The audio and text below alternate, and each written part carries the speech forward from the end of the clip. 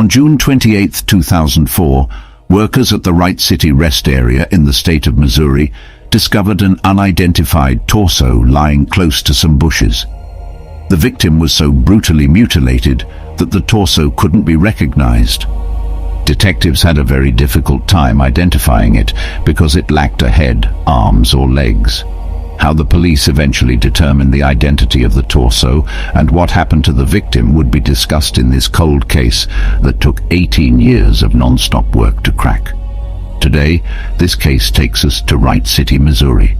Wright City, Missouri is a small city that is frequently disregarded for those seeking an outdoor adventure. There are many outdoor activities in the area, so there is something for everyone. Wright City has everything you're looking for, whether you want a heart-pounding adventure or just to relax and take in nature.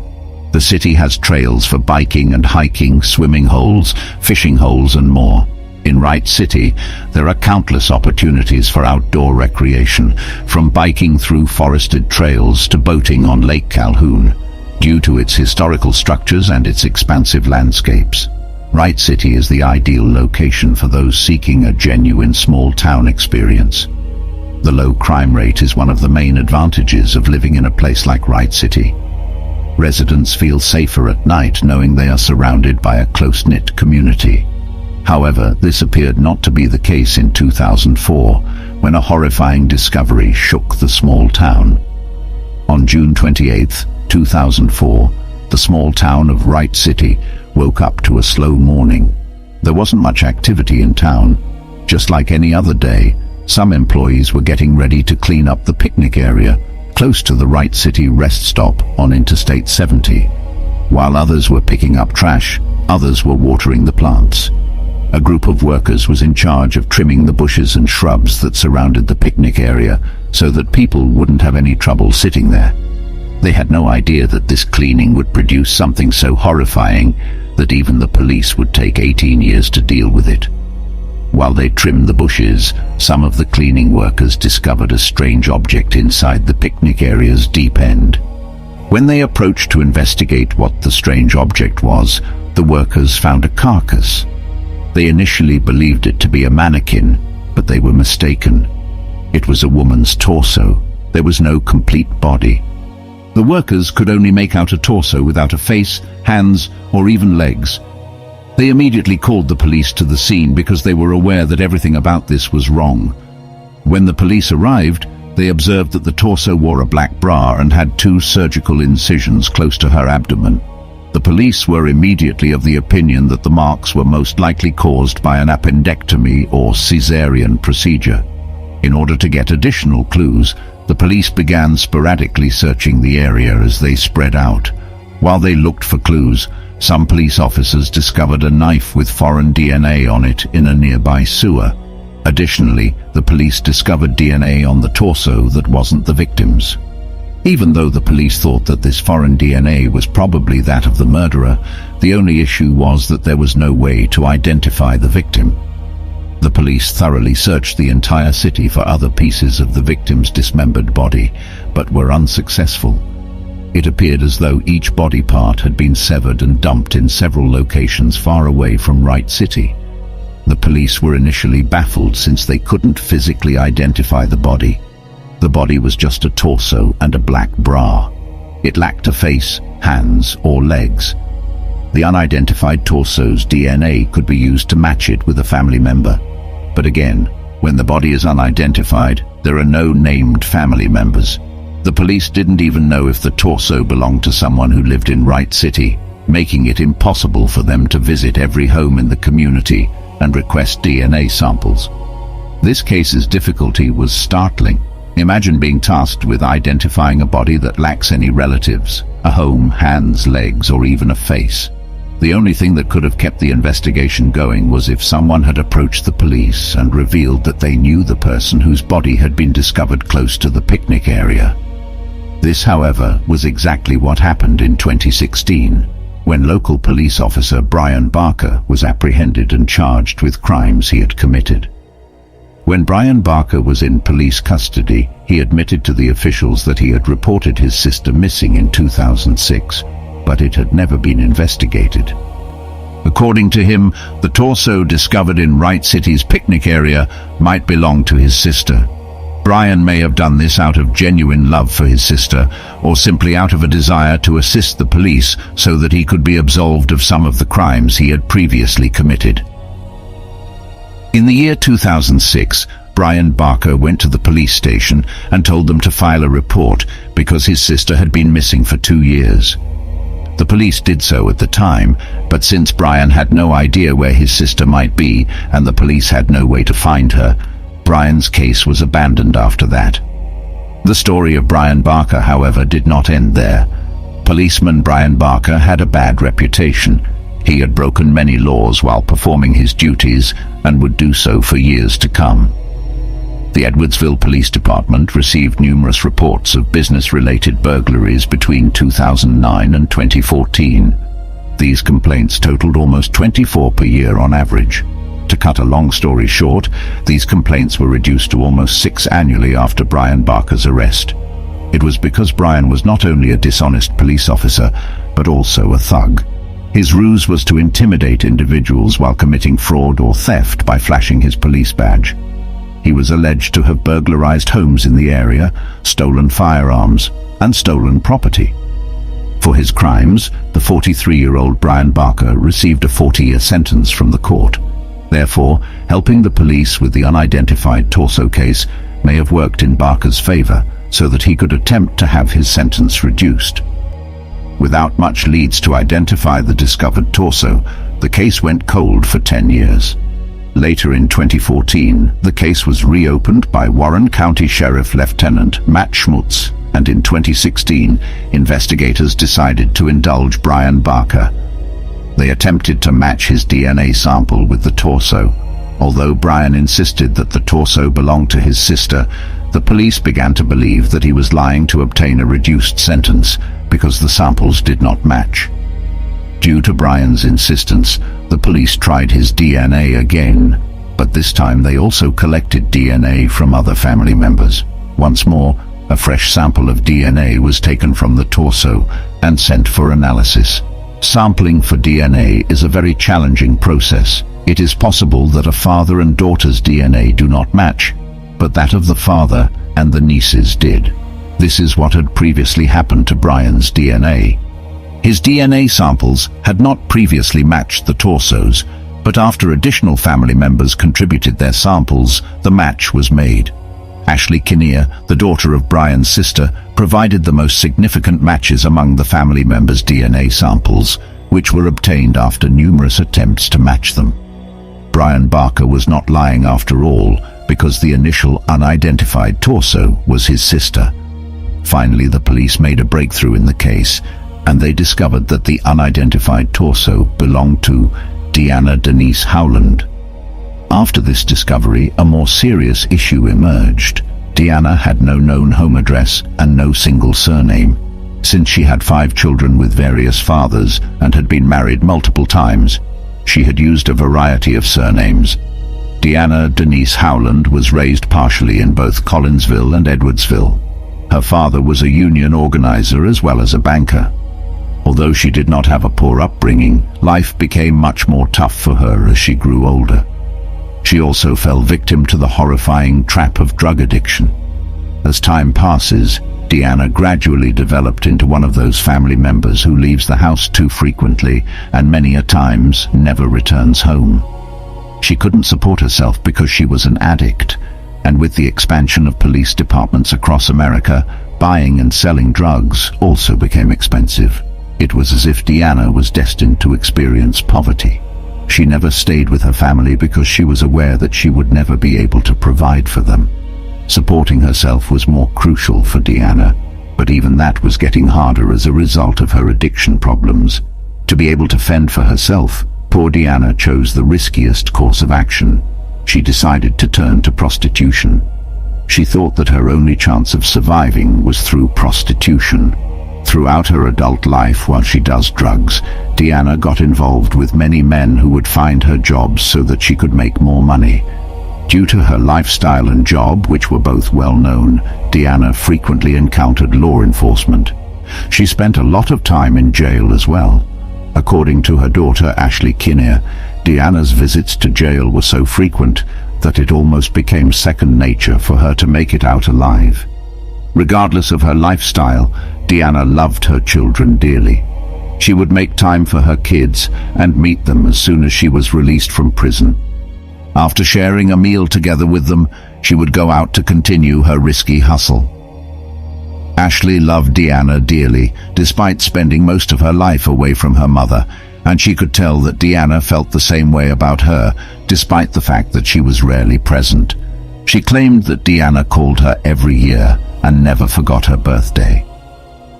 Deanna had promised Ashley before she vanished that she would attend a play in which Ashley was acting, but the day after, Deanna failed to show up, and Ashley realized something was wrong. In addition to her maiden name, Deanna Barker, Deanna Dennis Howland also went by the names Deanna Kinnear and Deanna Frolick. According to court's records, Deanna was born in Belleville, Illinois, married in 1991, and had at least 2 children before divorcing her husband 4 years later. Her family either refused to comment or could not be reached. Deanna lived a nomadic lifestyle and was estranged from her family. Before her disappearance in May 2004, she was last spotted in the areas of Alton, Granite City, and East St. Louis. The Missouri State Police are accustomed to researching a missing person's family history. A decade-old case of T.J. Emily's disappearance was recently resolved thanks to a genetic genealogy program. T.J. Emily went for a walk on the evening of March 25, 1990, but he never came back home. In the same year, a missing persons case was opened, but nothing was discovered. Similar to what happened to Deanna, a skeleton was discovered in an old abandoned building 2 years later, on March 7, 1992. The police attempted to identify the skeleton's DNA, but were unsuccessful. When the case was reopened years later, the police worked with an NGO named the DNA Doe Project. They soon identified the skeleton as belonging to T.J. Emily through an exhaustive investigation that took 20 long years. In 2019, genetic genealogy was used to solve yet another terrible case. Angie Houseman, then 9 years old, left her home in 1993 and never came back. Her body was found near St. Louis, in a conservation area. She had been abandoned there by her kidnapper 9 days after she had vanished, and she eventually died of asphyxiation because her mouth had been duct-taped. Angie's trimmed underwear was used to collect a DNA sample, which was then sent to a lab. The police discovered that Earl Webster Cox, a retired Navy officer, was Angie's murderer years later, after using genetic genealogy. Returning to Deanna's case, the same thing transpired here. When it was discovered that the unidentified torso belonged to Deanna Dennis Howland, the police began testing the DNA of the murderer that had been discovered on the torso and on the knife that had been left at the scene of the crime. Deanna's lower torso was sampled for DNA, and some was also found on the knife that the police had discovered in the sewer. In 2019, the police collected a DNA sample from the knife. After obtaining the DNA, the police sent the samples to the lab to be examined by scientists working on the genetic genealogy program. The police were able to gradually focus their search after conducting tests continuously for almost 3 years, and thanks to ongoing developments in genetic genealogy, they eventually located the suspect, Mike A. Clardy. Mike A. Clardy was found by the police while residing in Maryland Heights with his wife. In addition, Mike A. Clardy was blind. But was he blind when Deanna was brutally murdered? No. After Deanna was killed in a completely unrelated incident, Mike lost his vision. After his arrest, Mike admitted to killing Deanna on the evening of June 28, 2004.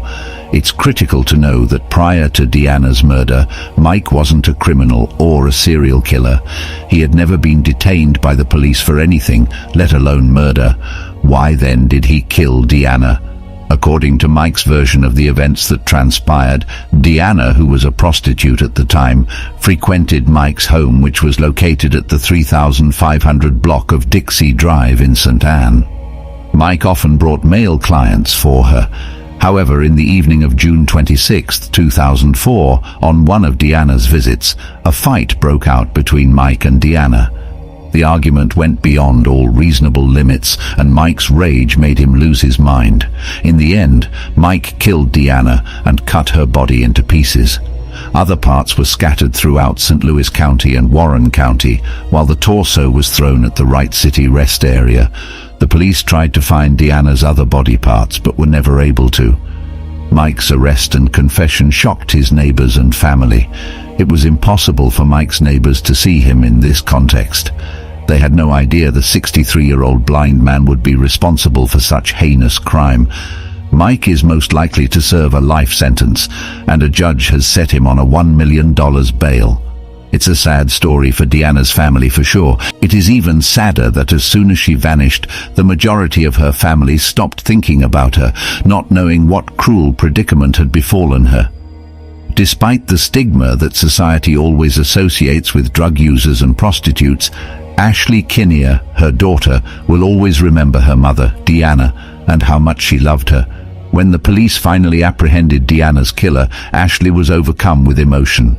Ashley, of all people at least, finally found closure after almost 2 decades. Thanks to the tenacious efforts of law enforcement and forensic specialists who never gave up on this case, justice had finally been carried out. Although it cannot restore Deanna's life or her love for her children, it serves as a warning to all murderers that they cannot remain hidden forever and will always be held accountable for their evil deeds. What do you think about this case? Comment below with your thoughts. In the summer of 1992, Angel Ormston was 17 years old. She lived in the middle-class suburb of Mentor in Lake County, Ohio, where she had been born and nurtured. She attended the neighborhood Mentor High School, just as many other teenagers in Mentor. Known for her beautiful smile and golden blonde hair, Angel was a friendly and outgoing young woman. Her friends described her as a friendly person who enjoyed hanging out with her friends and driving around town while playing music. She was free to move around town anytime she wanted because she had a car of her own. The Great Lakes Mall was a popular destination in the community, and Angel enjoyed spending her leisure time there, while also working a part-time job at a burger restaurant there. One fateful afternoon on July 31, 1992, Angel informed her mother that she would be going to the mall's burger restaurant to pick up her paycheck and run some errands. By the next morning, Angel had not yet arrived home. Since she frequently spent the night at her friend's house, her mother thought she was there at first, and no one became concerned. Angel didn't really have rules when it came to checking in with her mother, Jackie, because she wasn't a particularly strict person. Since Angel's mother was aware of her high level of independence, she didn't worry as much as some other parents would have. Angel never had a lot of rules guiding her life because her father, a long-haul truck driver, was also frequently gone from the house. 2 days later, when Angel's older brother went to the mall to do a little shopping, he spotted something that concerned him. In the parking lot of the Great Lakes Mall was the 1981 white-color Honda Civic owned by Angel. He approached Angel's vehicle and peered inside to find her pocketbook and hairbrush lying on the seat. He immediately called their mother, who responded to his call and came to pick up Angel's car. Jackie, their mother, was however still of the opinion that Angel was with Stacy, her best friend. Stacy's residence was the first one she tried to call, but no one picked up. At this point, Angel's mother started to worry and ultimately made the decision to call the police to report her daughter missing. It was now August 2nd, 1992. Angel had last been seen on July 31st. When questioned by the police about why she had delayed so long before reporting her daughter missing, Jackie explained that she believed she had to wait 48 hours before making a report.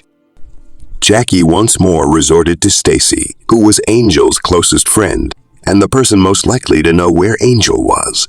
Stacy and Angel spoke on the phone when they were separated despite spending practically every day together. But on this particular weekend, Stacy had been baking cookies at her sister's place, so she was shocked when Jackie eventually called her. She hasn't seen Angel all weekend and has no idea where she could be. Jackie, who had assumed that her daughter had been with Stacy since she departed on Friday afternoon, was horrified to learn of this. The Mentor police undertake a thorough search right away, and Larry Fisht is named the case's lead detective. He began by thoroughly searching Angel's vehicle, but no indication of foul play was discovered. Additionally, nothing appeared to have been stolen. Instead, it appeared as though Angel had stood up and walked away from her car by herself. However, no one who knew Angel well could comprehend why she would want to pack up and leave town. She was highly loved, outgoing, and popular. She also planned to attend college in the future. Investigators started to look into the idea that Angel may have been taken because there were no indications of a fight. Numerous fingerprints were found on her car when it was dusted for them, but they could all be linked to Angel's friends and relatives. Inadvertently, this made them all suspects. First, Detective Fisher contacted her father's trucking company, but dispatch records indicate that he was out of the state at the time of Angel's disappearance. He then demanded that Jackie undergo a polygraph test, but to the amazement of the detectives, Jackie declined to do so. Jackie and her strange behavior came under closer scrutiny by the detectives. They questioned her about a number of things, including why she took so long to report her daughter missing, and if she thought Angel had been the victim of foul play. Why then did she move Angel's car, potentially disrupting any evidence? However, the police lacked concrete evidence against Jackie and were unable to legally compel her to take the polygraph test. The burger business where Angel worked was the last location she claimed to have been to, so the police began to investigate there. When the police arrived, the burger restaurant, Angel's co-workers claimed that she never showed up there that day and that her paycheck was still available. However, when Angel's co-workers revealed to the investigators that they already knew what might have happened to Angel, the investigators became alarmed. They told the detectives about a peculiar male manager they had who enjoyed preying on the young female employees and would frequently linger nearby while they changed into their work uniforms. This manager had been fired for sexual harassment, including instances where he had touched several of the employees in an inappropriate manner. After investigators looked into his background, they discovered that the individual has a history of having contact with minor girls. The employees continued by saying that the manager had a thing for Angel in particular and would frequently pay her additional attention, keep an eye on her while she worked, and make lewd remarks about her. They added that he had found every opportunity in the little kitchen to converse with and approach Angel. Due to this recently discovered information, the manager was elevated to the top of the list of suspects. He was promptly located by the police, but he flatly denied any involvement in Angel's disappearance. He claimed he hadn't seen Angel since the two of them had worked together, and that day he had been far from the Great Lakes Mall. He actually had the timesheets to show that he had been employed at another fast food restaurant at the time. The suspicion that the burger restaurant was somehow connected to Angel's disappearance persisted in the minds of the investigators. They questioned the manager and staff members once more and learned a secret that Angel had been hiding from her family. When Angel told her mother she was going to pick up her paycheck, she never mentioned that it would be her last. It appeared that Angel had been fired from her job for consistently being late. Everyone associated with her place of work was eventually cleared. The police was once more back to the very beginning. Angel's friends and family couldn't figure out why anyone would want to hurt her.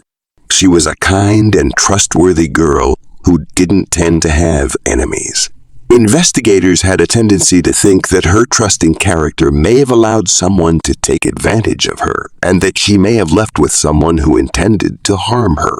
Stacy, Angel's best friend, was the last person to see the victim alive in this instance.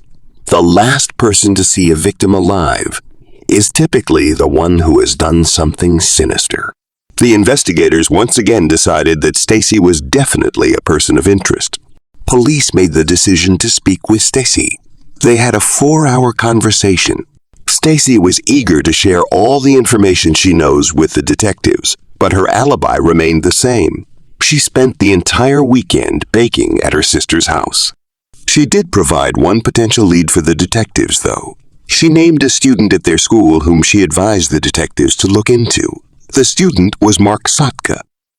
According to Stacy, 19-year-old Mark Sotka had just received his honors diploma from their school. Mentor High and Angel had a strong admiration for Mark and yearned to be in a relationship with him. Angel's relationship with Mark over the summer was a secret only to her closest friends. The largest secret was revealed by Stacy afterwards. Angel was pregnant with Mark's child. Stacy said that Angel had wanted to tell Mark she was pregnant before she vanished. She had hoped that he would embrace her and want to start a relationship with her and raise the child. However, Mark was scheduled to enroll at Akron University and was alleged to have just been leading Angel on throughout the summer. He didn't seem to be interested in a long-term relationship with Angel. On hearing this, Mark Sotka was rounded up by the police right away to be questioned. Mark was shocked to learn that he was being investigated over the case and insisted that he and Angel were not even dating, let alone that she could be pregnant with his child. He claimed that although they had only ever had one sexual encounter, it had been a long time ago. Then he said he had a girlfriend and had been dating her for 2 years. According to him, he worked until 5 o'clock that Friday and then went to the mall to buy a present for his girlfriend. Later, he then had pizza with friends. Police started investigating his alibi and began by looking into his workplace. They proceeded to Mark's place of employment, and his time card did show that he was speaking the truth about his attendance at work. When they took Mark's shopping route to the stores, they discovered that he could have made the trip in the time he claimed. The friends Mark claimed he linked up with that night were finally approached. They verified they had met for pizza and a movie at 9 o'clock, but Mark was unable to present any witnesses for the shopping outing. Nobody recognized Mark when investigators questioned staff members from the stores he claimed to have gone to. This made the investigators question Mark's account of this time period. Due to this gap in his evening, the detectives asked Mark to take a polygraph examination. He agreed and did really well on the test, proving that he wasn't giving false information in his responses. Mark was no longer considered a suspect as a result of his cooperation and the polygraph test. The police then reverted to the original assumption that Angel either fled town or was kidnapped from her car by a different offender. They suspected Angel may have fled to have her pregnancy alone, since she knew her mother would not approve of an abortion. Once more, there were no leads for the police to pursue until a few weeks later, when a prisoner at the Lake County Detention Center provided a tip. According to him, in Cleveland, there was a prostitute named Angel who fit Angel Ormston's description of a blonde between the ages of 17 and 20, with a lovely smile, and who was found wandering the streets alone. The description was a perfect fit for Angel. The prisoner claimed to have seen Angel moments before his arrest. He continued by saying that a man by the name of Pimp Daddy had employed Angel. When Detective Fisher contacted his Cleveland colleagues, they confirmed that the police in Cleveland were aware of someone going by the name of Pimp Daddy. He operated his business out of a 2-story building on the outskirts of the city. Runaways, strays, and troublesome youths made up his workforce, but they had been told not to speak to authorities or divulge their names. Police could only attempt to save Angel once. They made the decision to raid the location, specifically during their busiest hours, which was a Friday evening. Police were able to locate the said girl after a search warrant was approved. While she acknowledged that her name was Angel, she remained silent. The only way to determine if this was the missing Mentor, Ohio resident, Angel Ormston, was to call her mother, Jackie, and urge her to travel to Cleveland to meet the young woman and maybe identify her as her daughter. Jackie prepared herself for the worst, but it was discovered that the girl was not Angel Ormston when she got there. Nevertheless, this act did result in some good when the little girl's family was found and she was sent home, rescuing her from a life of crime, drugs, and prostitution. In an effort to get Angel's name and story in the media, Jackie, who was inconsolable, invited every local news station into her home. She pleaded for information and begged for assistance in finding her daughter innumerable times. Flyers that Angel's friends created were dispersed across the neighborhood. In order to gather a sum of $10,000 for Angel's safe return, the community turns to local businesses, organizations, and charity for donations. Within a month, the Mentor Police Department received thousands of tips. Police spent a lot of time investigating the tips, but to no avail. Because Jackie believed the police weren't acting quickly enough, the Ormstons had to hire their own private investigator, but this did not provide any results either. After more than 3 months, Angel was still missing. Despite the lack of progress in her situation, her mother remained optimistic. In case Angel ever called home, Jackie left a voice note for her on her answering machine. As the months passed, there was frustration among Angel's family and friends, and rage at the police station intensified. The search for Angel Ormston ended when a local man went hunting with his dog on December 15, 1992. The dog detected a scent during their walk and moved in the direction of a drainage ditch. The man then became aware of a sizable form that was covered in a sheet and had a rope tied around it. He noticed something that appeared to be a human hand when he pulled back the fabric. Despite being severely decomposed, the body had been lying face down for several months when it was discovered by investigators, which is roughly how long Angel has been missing. Green duct tape and an old piece of clothesline were used to bind the corpse. Police were able to identify the body as being that of a female, despite the fact that it was completely unrecognizable. Everyone recognized the person in their hearts. In an effort to identify her killer, the forensic team collected her bones and started digging through the earth for any evidence that could help with the case. The coroner was able to identify Angel Ormston's remains on December 16 thanks to dental records. The small town's residents were shocked when the news of Angel's murder traveled throughout the community. An autopsy revealed that Angel had suffered a traumatic head injury as well as 2 stab wounds to the chest. Those stab wounds were determined to be the cause of death by the coroner. She had been violently and angrily stabbed. At least the police had physical evidence by this point to try to identify the murderer. The forensic team was able to retrieve a blue piece of carpet fibers, which was stuck to the duct tape. In their search for the matching blue carpet, police put together a list of all the houses associated with Angel, including her family and friends. One of those residences belonged to Mark Satka's parents. The boy Angel had been seeing all summer.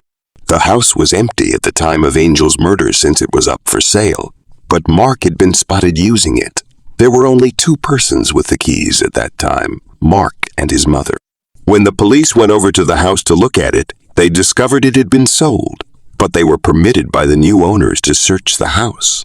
The owners have entirely renovated the house, with the exception of 2 rooms and the basement. Investigators observed blue carpet squares on the steps as they descended into the basement. They then took some samples to compare with the blue carpet fibers discovered on Angel's remains. They also observed that a part of the laundry room clothing line had been removed. This was also hurriedly processed in the lab, and the findings support their suspicions. There was a match. The carpets, stairs, and walls of the basement all had small blood stains, and a bloody thumbprint was also obtained for testing. The police soon arrested Mark Satka for Angel's murder the day after they found his basement of horrors. His arrest came 5 months after Angel Ormston vanished. Mark was still acting defiantly and was attempting to persuade the police that they lacked sufficient proof to prosecute him. Investigators were, however, looking at his car at the same time. Even though Mark had made an effort to thoroughly wash his car, the job fell short. The exact roll of green duct tape that was used to bind Angel was still in his car, along with remnants of blood in the trunk. After being challenged by Detective Fisher with all of these tangible evidence against him, Mark finally acknowledged doing something stupid. When asked what stupid thing he did, he said that he killed Angel. He claimed that he brought Angel to the house with the purpose of having intercourse with her, but that he became angry when she revealed that she was pregnant and that he was the father. When Angel refused to get the abortion he insisted she have, he got angry and knocked her to the ground by his repeated punches. He hurried up the stairs and raced to the garage to retrieve a knife and stabbed her twice. Detectives questioned if Angel was alive or dead before he stabbed her. He responded that she was alive since he could see her breathing. Mark then dragged her up the stairs after wrapping her body and tying a laundry line around her legs. She was placed in his car and he drove to the woods to discard her body there. He went back home to clean up before going to dinner with his friends. The entire time that Mark had been eating pepperoni pizza and having fun with his friends, Angel's body had been lying in a shallow grave. After Mark's interview and confessions, he was accused of killing Angel. The news was quite gratifying to Angel's loved ones. Mark guided authorities to the roadside spot where he threw Angel's car keys before leading them to a remote location where he discarded the knife, which was never found. Mark had a very clear reason for killing Angel. In Mark's eyes, Angel represented a step in the wrong path. Despite the fact that he had no affections for Angel, he would have to provide for her and their child. In February 1993, Mark entered a guilty plea to aggravated murder and kidnapping so that he could avoid a death penalty. Earlier in the investigation, he was able to pass the polygraph due to his lack of conscience, and he has since displayed no regret. On April 19, 1991, around 1 in the afternoon, David Hibbs arrived at his house eager to tell his mother, Joy Hibbs, that he had made the honor roll on his report card. Unfortunately, instead of finding his family house in Corydon, Pennsylvania the way he had left it, he returned to find it in a smoke-filled state.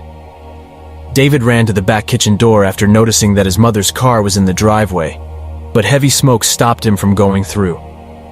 David somehow managed to observe that the 4 gas stove burners were all lit up.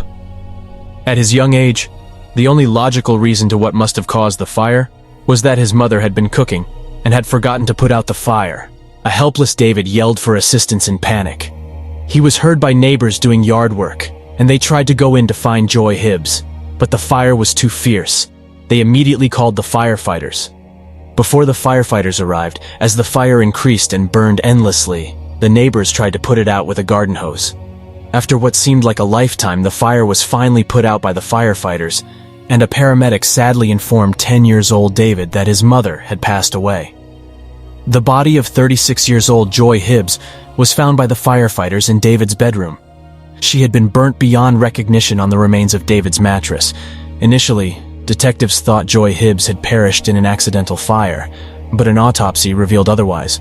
There was no indication that Joy had inhaled smoke, thus it was obvious that she had already passed away before the fire was started. Also, Joy Hibbs had been brutally assaulted, strangled with wire cords, and then stabbed 5 times in the chest and neck before her attacker purposefully started the fire to hide every iota of evidence at the scene.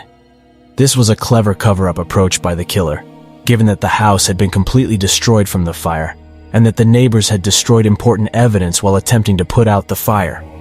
According to the findings of the fire marshal's investigation, the fire originated from 4 different locations in the home: 2 in the kitchen, 1 in David's bedroom, and 1 in the corridor. According to the investigators, the morning of her death, Joy had cashed her paycheck. Her purse's contents were tossed on the living room floor, and the police found her wallet stuffed under the couch. The absence of evidence was compounded by the difficulty the investigators experienced in determining a motive. Joy was adored by all, worked part-time as a medical assistant, and was committed to her family. David Hibbs described his mother as graceful, polite, and easygoing. Authorities had no leads whatsoever as to the person who would want to kill her. On the day she was killed, Joy had dropped her 2 kids off at school in the morning. She received her paycheck, ran a few errands, and got home shortly after 11 o'clock in the morning. A church pastor and another member of the congregation dropped by for a visit shortly after she returned home. Joy Hibbs had indicated a desire to celebrate Easter in the church. Just before noon, the pastor and a member of the church departed the Hibbs family house. According to eyewitnesses, there was a dark blue Monte Carlo parked across the Hibbs yard shortly after the church pastor and his member left. The car was said to have remained there until 1 p.m. 2 days after Joy Hibbs' murder, former Bristol County Police Chief Tommy Mills, who was also a narcotics detective, reached out to the residence of Robert Francis Atkins in Falls, Pennsylvania. Robert lived about 2 hours away from where Joy Hibbs lived. Joy and her husband would occasionally buy tiny amounts of marijuana from Robert Atkins, who also appeared to have been their former neighbor. Robert resisted letting the detectives into his house. In the driveway, Detective Tommy Mills spotted a dark-colored Monte Carlo that matched a witness's description of a similar vehicle parked carelessly outside Joy's house shortly before the neighborhood heard the fire. However, during further investigation, the witness said Robert Atkins' automobile wasn't the one they saw. Robert Atkins was invited to undergo a polygraph by the investigators, but he refused, explaining that he had damaged his arm and that his lawyer had instructed him to wait since the nerve damage would affect the polygraph results. He further disclosed that he was camping at the Poconos with his family, friends, and co-workers when Joy's murder took place. Detectives soon verified his alibi. Robert confirmed that he bought a little marijuana for the Hibbs, but he wasn't a dealer.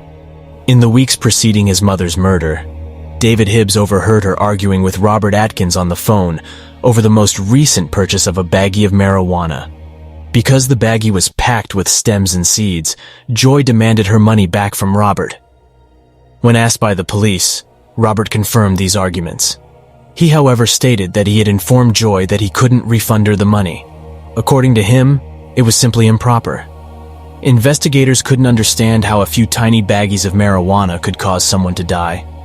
The couple was only spending $20 to $40 on marijuana at a time, not enough to get the attention of major sellers.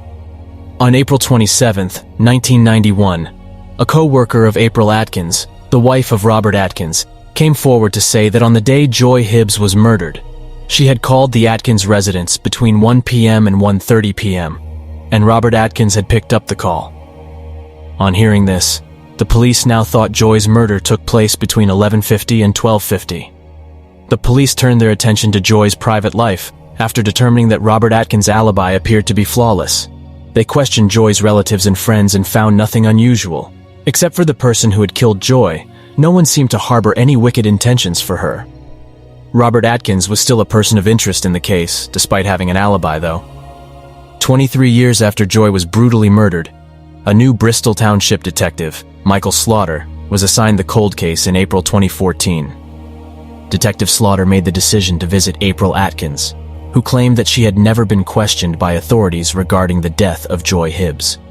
She, however, clung to the narrative that her family was on vacation in the Poconos that weekend and hadn't learned of Joy's murder until they returned. A few days later, Detective Slaughter re-interrogated Robert Atkins regarding his movements at the time of Joy's death.